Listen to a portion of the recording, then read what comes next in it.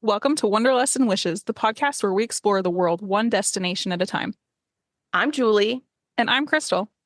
As travel agents with fantastical vacations, we are here to share our passion for travel and help you turn your wanderlust into reality. From hidden gems to bucket list adventures, join us as we dive into the sights, sounds, and stories of our favorite destinations. So grab your passport, pack your bags, and let's embark on this journey together.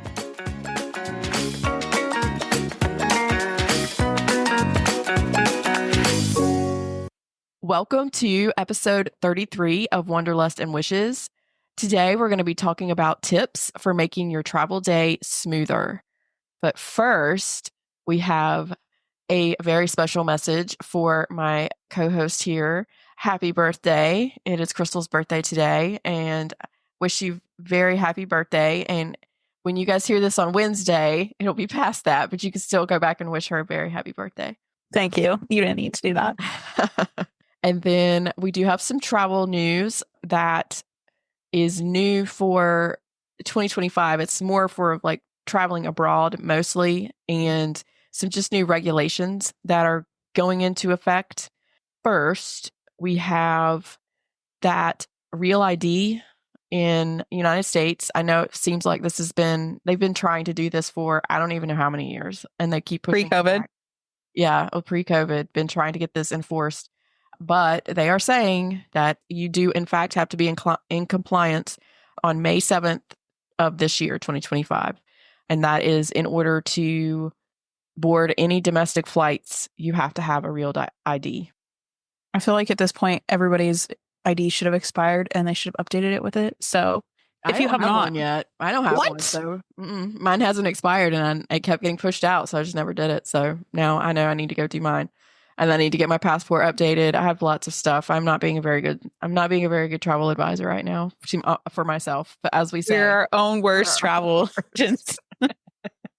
Next item is starting January 8th, electronic travel authorization, or ETA, registration will be required by inbound travelers to the UK. Authorities will be able to screen visitors before arrival. The system is in an effort to reduce potential security risks and make border entry more efficient. So the ETA will cost approximately $13. It is not a visa and does not replace any existing visa requirements. It is also valid for multiple entries into the UK through a 2-year period. Okay, next, also in Europe, it's not yet operational, but they're planning to implement this in May of 2025. The European Union's European Travel Information and Authorization System should be in effect. Anyone who has previously traveled to Europe without a visa will now need to apply for this authorization before visiting. Once granted this travel authorization, travelers will be able to enter participating countries multiple times for short-term stays, usually up to 90 days over a 180-day period. It is valid for up to 3 years, but if your passport expires, a new travel authorization will be required. So I know that sounds very it's a lot of words and it's kind of confusing, but if you are traveling to Europe this year, this is where a travel advisor can be really helpful to make sure that we can help you through your questions on this. This next one I'm excited about. In October of 2024, new federal regulations went into effect that require airlines to make it easier for ticketed passengers to get their money back after flight cancellations or other significant changes.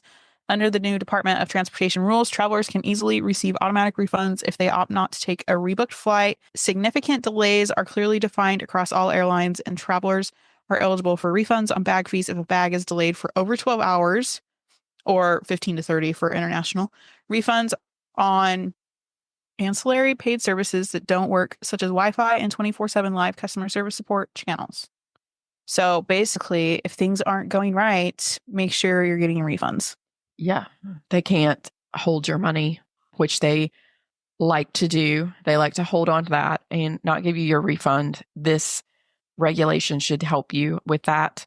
So make sure you have that in your back pocket if you run into any issues. Today, we were actually have an agent that just posted in our Facebook group, our travel agency Facebook group, that because of all this winter weather that's coming through, she has a client that they actually were they were planning to leave the day before to get to their cruise. And I believe they actually changed their flight to the day before because they knew the weather was coming and they tried to get ahead of it. And the flight still got canceled.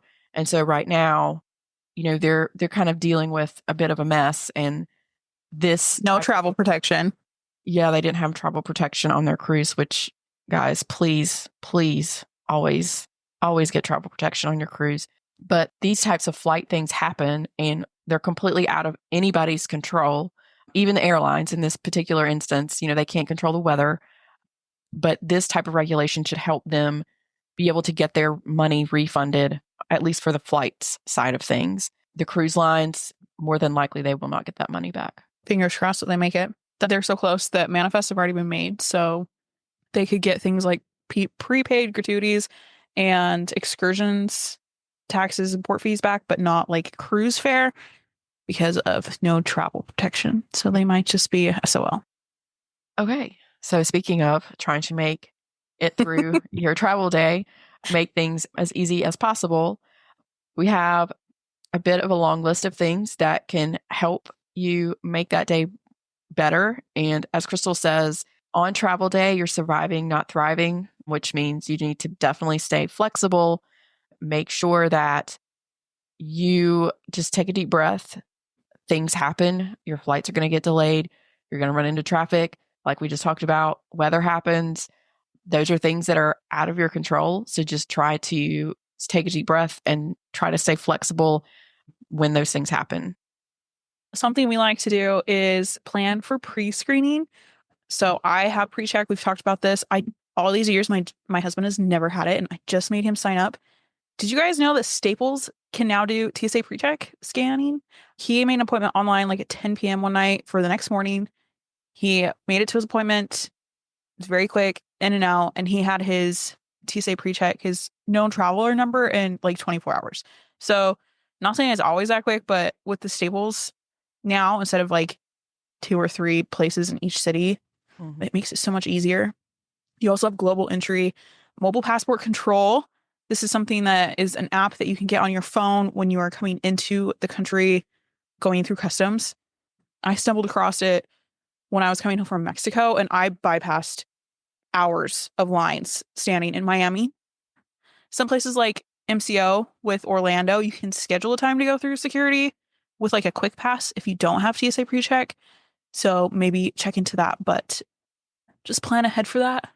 Do it now so you're not like trying to do it the week of your travels. Yeah, because sometimes you get lucky and it's a very quick turnaround, but sometimes it could be, weeks or months, depending on what it is that you're trying to do, especially if it involves TSA or your passport.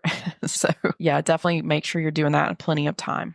Always do your check-ins. Most flights allow you to check in 24 hours prior. As soon as that pops up, get that done. If you are going on a cruise, a lot of check-ins will open up. It depends on the cruise line. Some of them open up like 7 days before. Some of them are 30. Some of them are 60. So the check-in times are different depending on the cruise line you're using. But go ahead and do that. Go ahead and get checked in. Get ready. It will let you know what time you need to be there. You'll get alerts through the apps, whatever app you're using to do the check-in. It's just so much better to go ahead and do that. Don't wait until the last minute. Another thing that we actually see all the time is make sure your travel dates line up. We have done it before where we've been playing with so many dates trying to get the best price on an airline that we have booked the wrong dates for when we already had park tickets.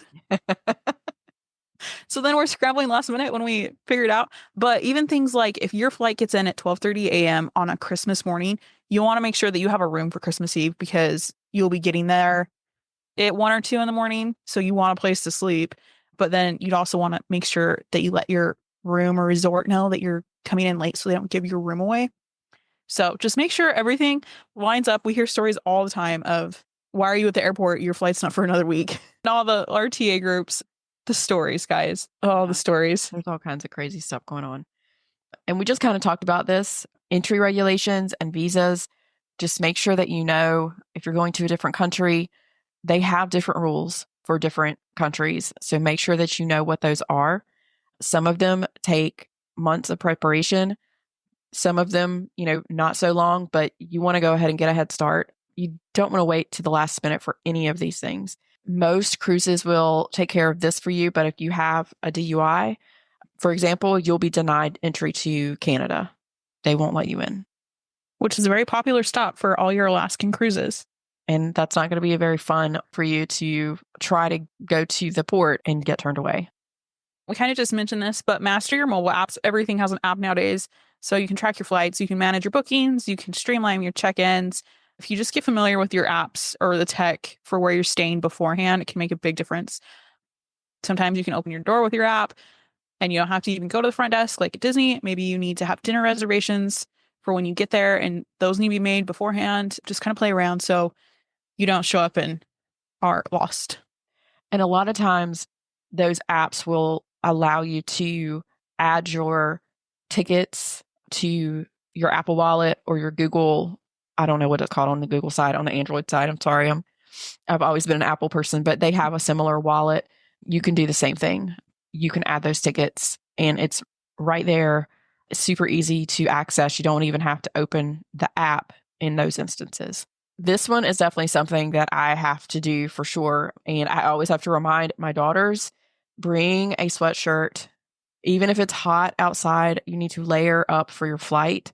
The flight is usually cold.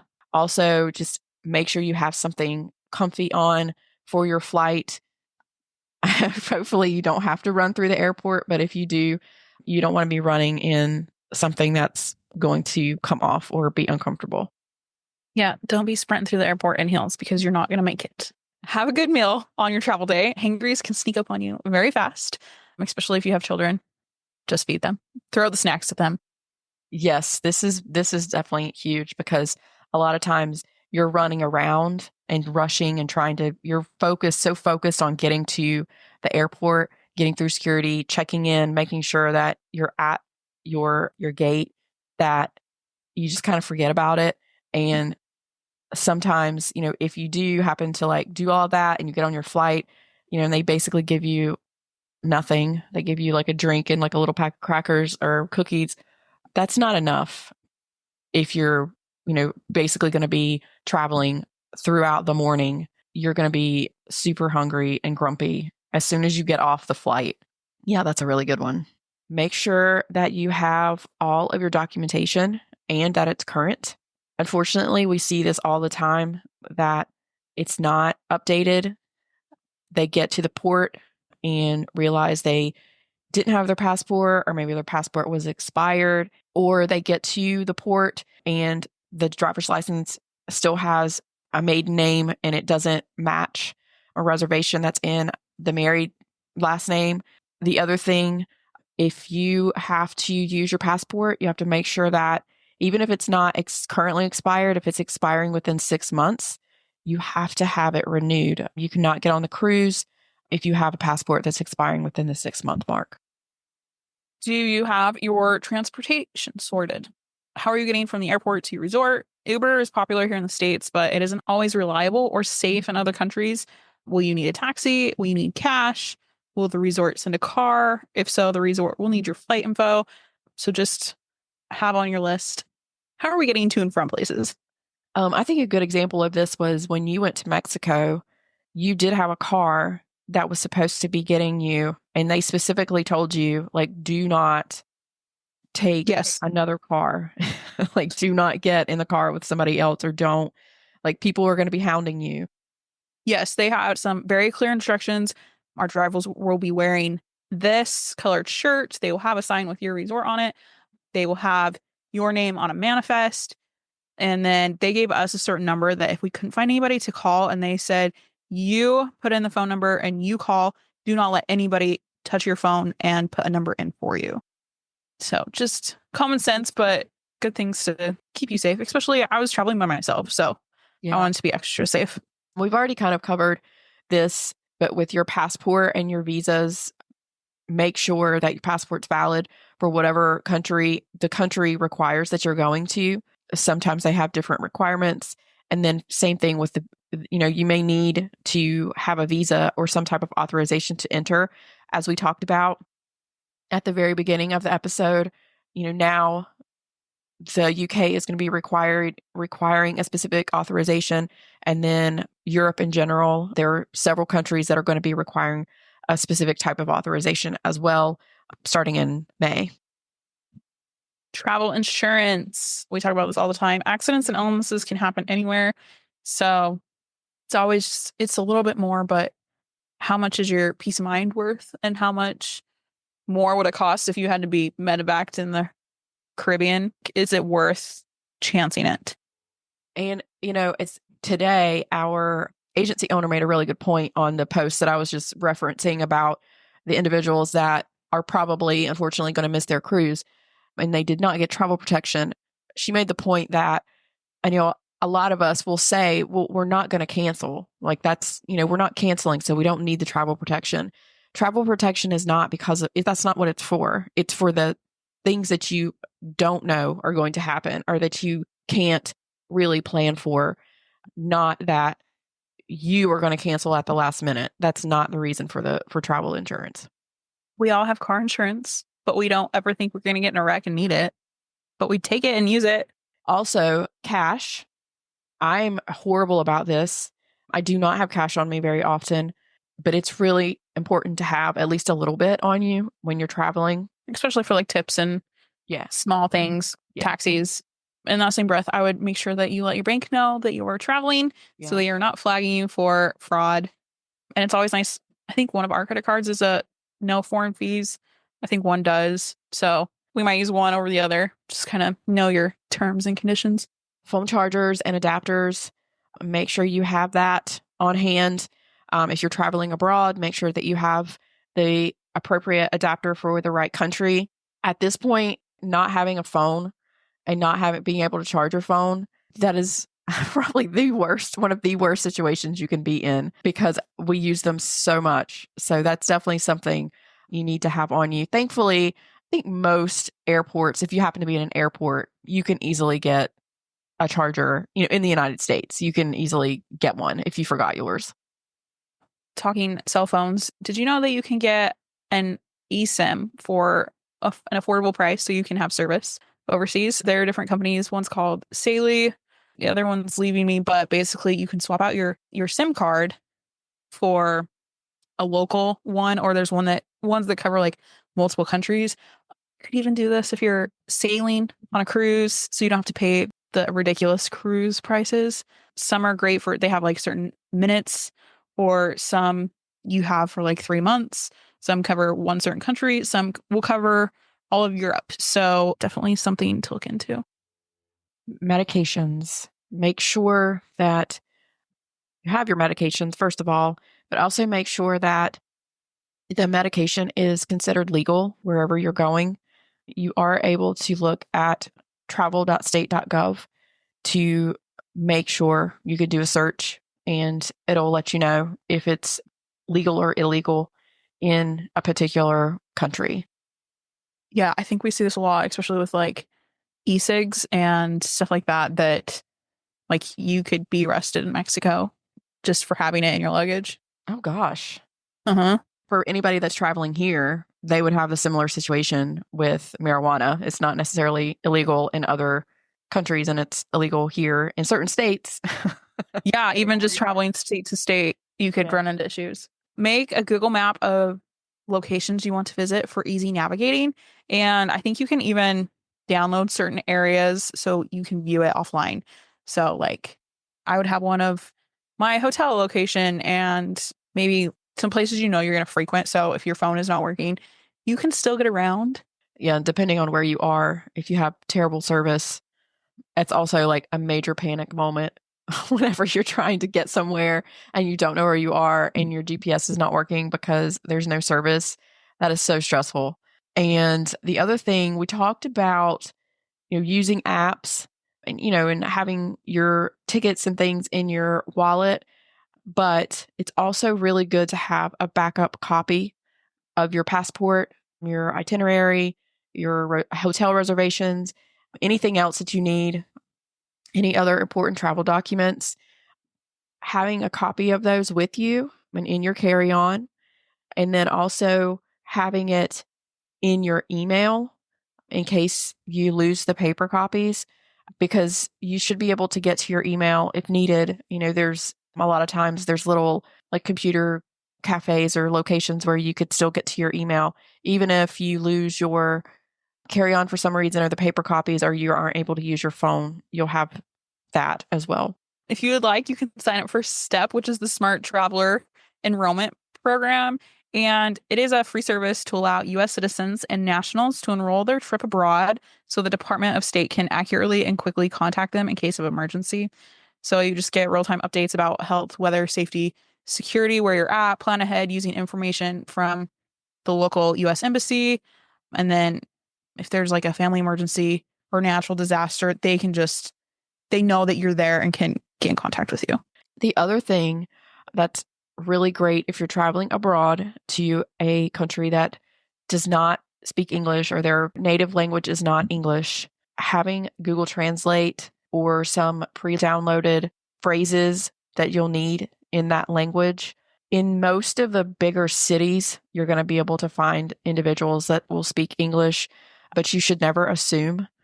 And the more you go away from the larger cities, if you're kind of off the beaten path or you're doing something that's farther out, you're going to most likely run into individuals that don't speak any English, and you're in their country. So you should have some phrases that you're able to help communicate with them. Next on the list is packing like a pro. We always recommend going carry-on only, especially if you're going overseas, but just kind of be mindful of where you're going. If you're gallivanting across Europe and cobblestones and hopping trains, maybe it's better to opt for an backpack so you're not having to lug a suitcase around. The other thing I think that Krystle has done for a long time, and actually I just ordered mine, make sure that you have your Apple AirTags and put those in your luggage, especially if you do check a bag. It would be extremely helpful if it does get lost, then you have your AirTag there that will help you locate it. But I'm going to be using that.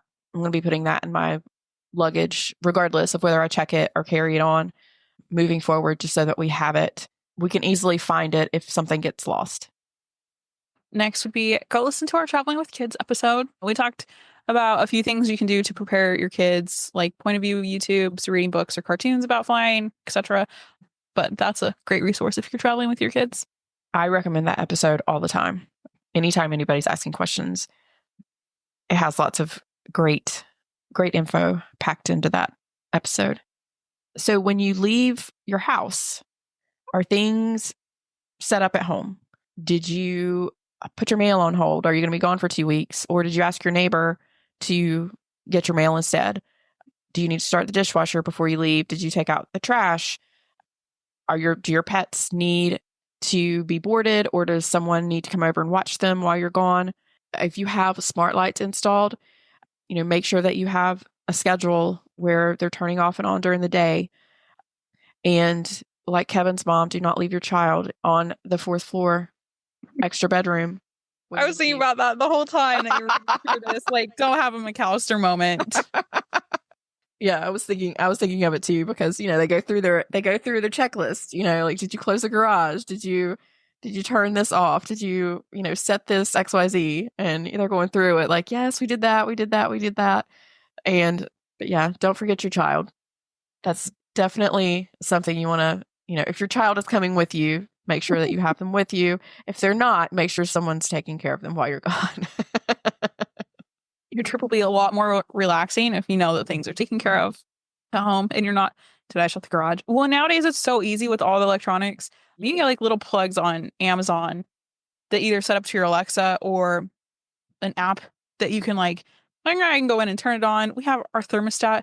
We'll turn it down while we're gone, but then we sit on the plane. I'm like, hey, turn on the heat so it's warm when we get home. And Johnson, even our garage door was like Bluetooth, which was nice because then we're at the airport and he's looking at me. Did we shut the garage? I don't know. Look at your app. Did we? That's nice. That's nice. Another thing I think a lot of people don't think about, but unfortunately we've had to think about it. This is definitely top of mind right now for us because we had some leaks that happened back in December that we're still dealing with. If you're going to be gone for an extended amount of time, turn off your water, because if something were to happen, you're going to be gone for 2 weeks and the water's going to have a nice, fun time getting into everything it's not supposed to get into while you're gone, if that's the case. So that is definitely a checklist item that we will be using moving forward, is to turn off the water before we leave for an extended amount of time. Not to scare anybody, but I knew someone who their automatic ice didn't shut off like it was supposed to. The ice was full in their freezer, and the water line just kept running in their freezer, and it flooded their entire house. And they were only gone for like a weekend, but they came back and it was thousands and thousands of dollars in damage from that little water line going into their fridge. So after that, my dad was always like, make sure the ice is turned off. Yeah. I mean, anytime you hear somebody else's like horror story, you definitely remember that and add that to your checklist. Check your oven. We left a whole pizza in our oven one time. We came back and it stunk so bad because we would leave it in there so that the kids wouldn't like eat the leftovers like overnight.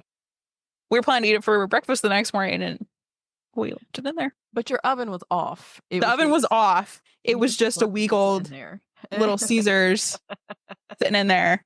No, correct. Oh, that's so funny. We need to share all the horror stories and see what other kind of. I know. Too bad we don't have people that we can have people call in, because that's literally something I'm sure we would probably get lots of hits on that. We hope that you have enjoyed this episode and that these tips help you out as you are getting ready to go on your fun travel coming up. I'm sure everyone is already thinking of, if you don't already have something on the schedule with this weather that's coming through this week, with these super cold temperatures and snow and ice and all the fun things that are coming through. Even the southeast is probably going to get something. So I saw it was like 42 degrees at Disney today. So yes. Yeah. I saw at like Rope Drop, someone posted that it was like in the 40s. Everybody had on sweatshirts. And of course, I think the meteorologist that I follow that's in that area, he was posting about like it's going to be iguana dropping out of trees cold coming up next week. Oh, poor iguanas. Anyway, everybody stay warm. Call us and we can get you somewhere warm if you need to be. Absolutely. Let us know. We'll be glad to help you get that trip booked. Have a great week, everybody. We'll talk to you next week. Bye.